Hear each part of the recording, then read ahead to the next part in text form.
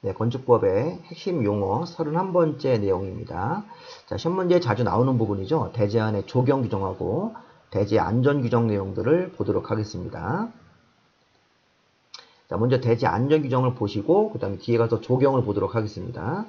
자, 일단 대지는 인접하는 도로면과의 관계가 있죠. 자, 대지는 인접하는 도로면보다 낮아서는 안 된다. 왜? 빗물이 비가 왔을 때 내려오므로. 단 배수에 지장이 없거나 방수이 필요 없는 경우는 낮아도 건물을 줄 수 있습니다. 그러하지 않다기 때문에 이 그림 보시면 인접하는 도로면보다 낮은 대지면 원래 건축허가를 못 받습니다. 자, 그런데 인접하는 도로면보다 낮아도 배수에 지장이 없는 여기 대지 아래 땅에다가 배수 펌프 같은 걸 달아서 물을 강제로 빼낼 수 있는 구조가 설치가 되어 있다면 낮아도 건물 줄 수 있는 그런 예외가 있다는 것만 확인하시면 되겠습니다. 자, 이번에는 대지 안전 중에서 성토나 지반 개량 규정, 습한 토지나 쓰레기 매립 토지에다가 대지를 조성할 때는 성토나 지반 개량을 당연히 해야 되는 것이죠. 성토나 지반 개량을 해서 대지를 단단하게 다진 다음에 건물을 지라는 얘기고, 자, 대지에는 빗물이나 오수, 더러운 물이 잘 배출될 수 있게 하수관, 하수구, 저수 탱크 등을 당연히 설치해야지만 건축법에 따른 기준에 맞는 겁니다. 자, 세 번째가 제일 중요하죠. 옹벽 설치 규정. 자, 손괴의 우려가 있는 토지에다가 대지를 조성할 때는 옹벽을 설치해야 되는데, 자, 이 경사도가 1대 1.5 이상이면서 옹벽 높이가 1m 이상이 나오면 옹벽을 의무 설치하는 규정으로 들어가는 겁니다. 자, 경사도 1대 1.5 이상이면서 옹벽 높이가 1m 이상이면 옹벽을 설치해야 되고, 옹벽 높이가 2m 이상이면 콘크리트 구조를 써야 된다. 이런 규정들을 봐야 되는데, 자, 이게 지금 이게 이제 경사면이 생긴 거죠. 자, 이렇게. 자, 이런 식, 원래는 이런 식의 지형이었는데, 여기를 이제 깎아서, 이런 식의 이제 경사면이 생기고, 요 앞에다가 건물을 졌을 때는, 이 경사면에, 자, 이게 높이와 길이의 비가 1대 1.5 이상, 요 밑에 보시면, 1대 1.5가 요 정도 나오는 경사면입니다. 여기 각이 있겠죠.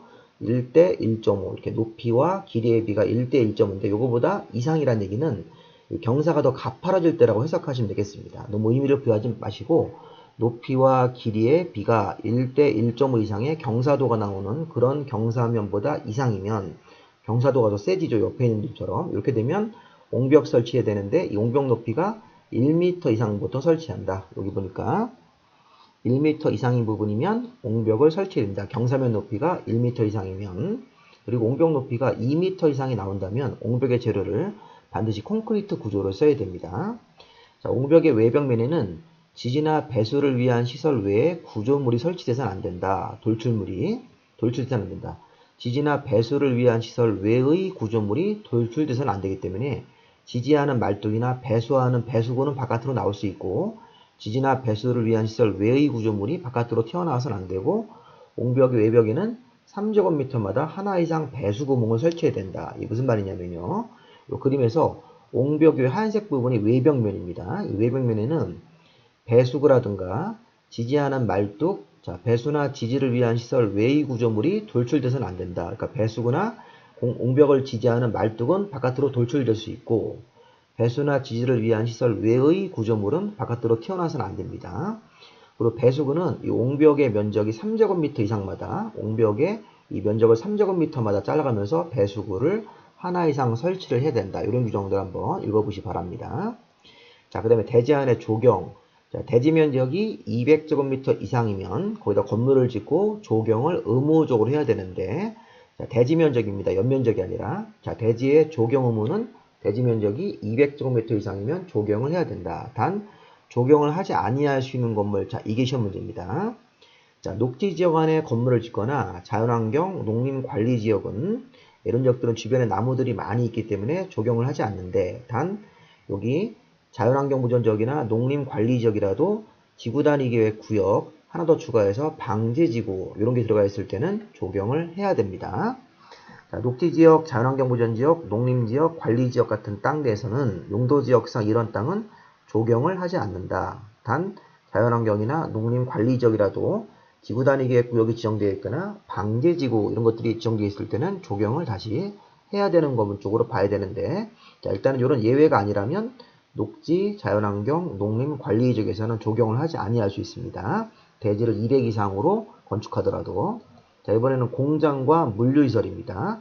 자, 공장과 물류는 사이즈가 있습니다. 자, 특히 대지면적 5천 미만의 공장, 산업단지 안의 모든 공장, 연면적이 합해 1500 미만의 공장. 그러니까 우리 공장은 대지면적 200 이상이면 적용해야 된다를 적용하지 않고, 공장이면 대지면적이 5000제곱미터 미만으로다가 공장을 지을 때, 자, 공장에 또 실내 1층 바닥면적, 2층 바닥면적을 합쳐서 연면적으로 1500 미만이면 적용하지 않는다. 그런데 이 물류창고 같은 물류시설도 공장의 연면적처럼 1500 미만이면 적용을 하지 않습니다. 자, 물류시설은 자, 대지면적은 없고, 자, 공장은 대지면적 5천 미만, 연면적의 합, 연면적으로 1500 미만, 이런 건 적용하지 않아도 됩니다. 네, 물류는 연면적으로만 1500 미만이면 적용을 면제해 줍니다. 단, 요게 중요한 거예요. 주거지역이나 상업지역이라는 땅에서는 물류시설을 1500 미만으로 짓더라도 적용하지 않는 건물에서 제외한다. 이건 적용을 해야 됩니다. 주거지역이나 상업지역의 물류는 1500 미만으로 짓더라도 적용을 해야 된다. 이거 이따 문제 풀 때 보실 겁니다.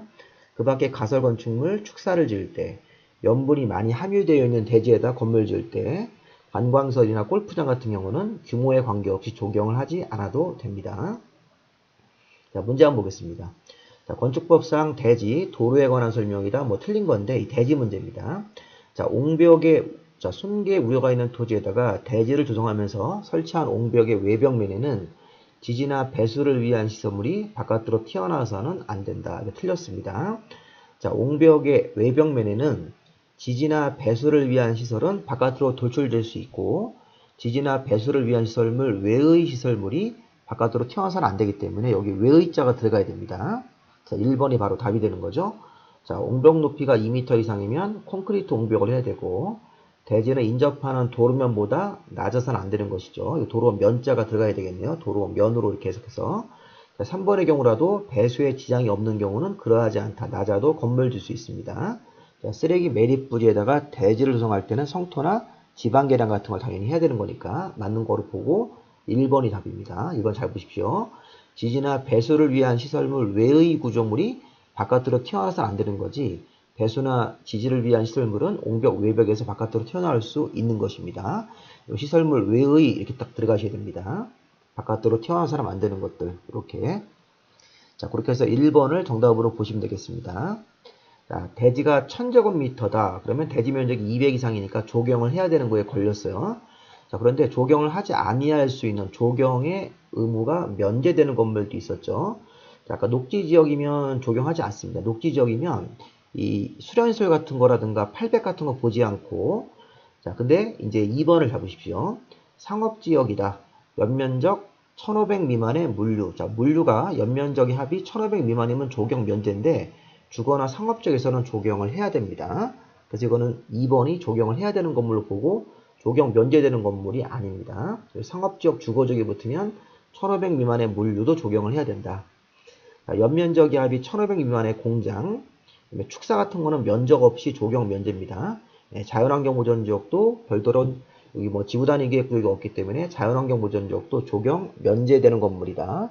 자, 읽으실 때 다시 한번 잘 보십시오. 조경을 면제할 수 있는 건물이 아닌 것은 답은 2번입니다.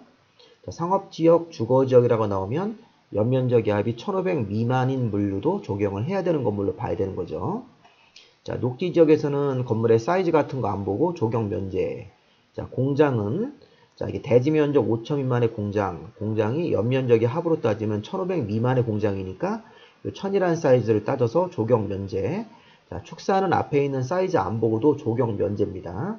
자, 자연환경 보전지역도 별다른 규정이 없으면 사이즈 안 보고 조경 면제다. 이렇게 해석해서 관련 내용들을 살펴보시기 바랍니다.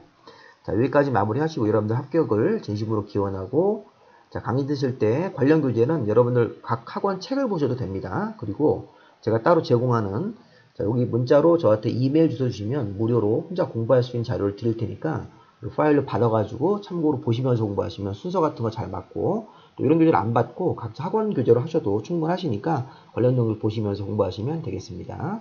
자, 여기까지 마무리하겠습니다.